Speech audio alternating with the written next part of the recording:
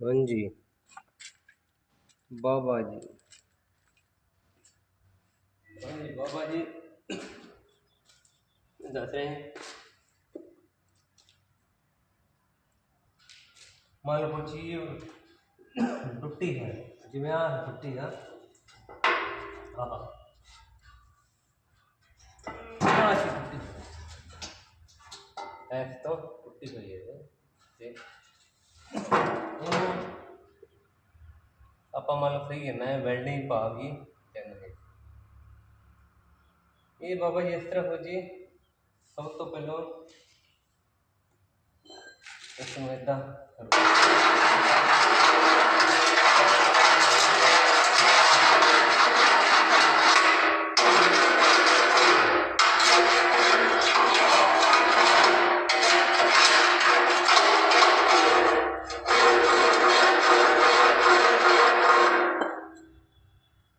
ਸਭ ਤੋਂ ਪਹਿਲਾਂ ਜਿਹੜਾ ਉੱਪਰ ਆਈ ਹੁੰਦੀ ਹੈ ਉਹ ਉਤਾਰਨੀ ਹੈ ਜੀ।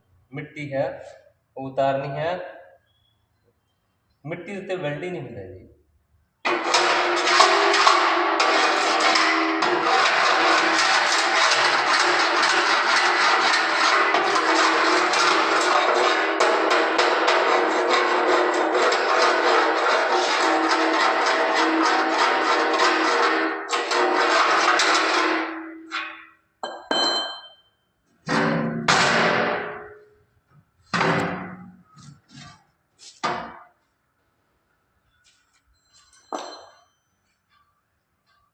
ਵੈਲਡਿੰਗ ਵਾਸਤੇ ਇਹੋ ਜਿਹਾ ਲੜਨਾ ਹੈ ਚਿੱਤੋਂ ਜੀ।